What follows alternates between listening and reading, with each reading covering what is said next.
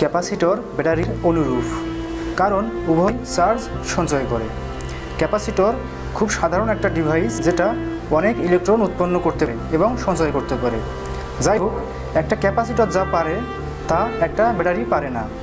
এই অ্যানিমেশনের মাধ্যমে আমরা দেখাবো তারের মধ্য দিয়ে বিদ্যুৎ প্রবাহের সঞ্চয় হয় তা যখন সুইচ অন করা হয় তখন সার্কিটের মধ্য দিয়ে বিদ্যুৎ খুব দ্রুত প্রবাহিত থাকে।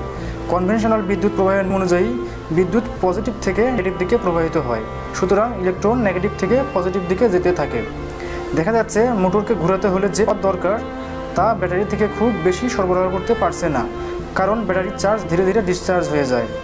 তো আমরা এই জন্যে ক্যাপাসিটর ব্যবহার করি এবং আমরা দেখতে পারছি ক্যাপাসিটরের পজিটিভ ও নেগেটিভ দুটো প্রান্ত আছে।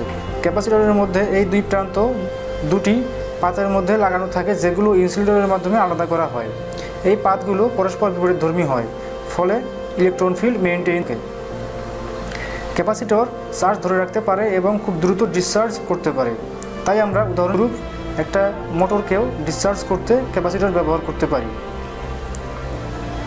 প্রথমেই ক্যাপাসিটরকে চার্জ করতে সুইচটি অন করি, ফলে ইলেকট্রন ব্যাটারি থেকে ক্যাপাসিটরে প্রবাহিত হতে থাকে এবং ক্যাপাসিটরের চার্জ সঞ্চিত হতে থাকে।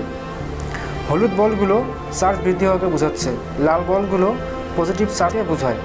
ক্যাপাসিটর চার্জ হতে থাকে যতক্ষণ না পর্যন্ত এর চার্জ ব্যাটারির সঞ্চিত চার্জের সমান না হয়। ক্যাপাসিটর যখন ফুললি চার্জ হয় তখন তা ব্যাটারির ব্যবহারের জন্য উপযোগী হয়। এখন যদি আমরা আবার একটা সুইচ অন করি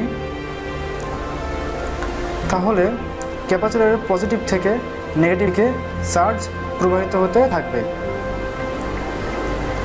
এবং তা মোটরকে ড্রাইভ করার জন্য ব্যবহার করা হয়। যতক্ষণ না ক্যাপাসিটরের চার্জ সম্পূর্ণরূপে শেষ হয় ততক্ষণ মোটর ড্রাইভ হতে থাকে।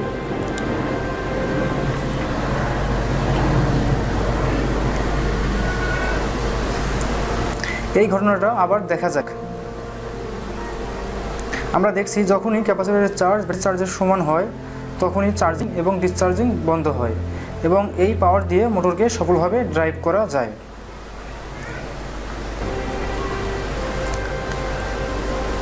আমরা ক্যাপাসিটর অ্যাম্পলিফায়ার, পাওয়ার সাপ্লাইয়ে এবং বিভিন্ন ইলেকট্রনিক ডিভাইসে ব্যবহার করে থাকি।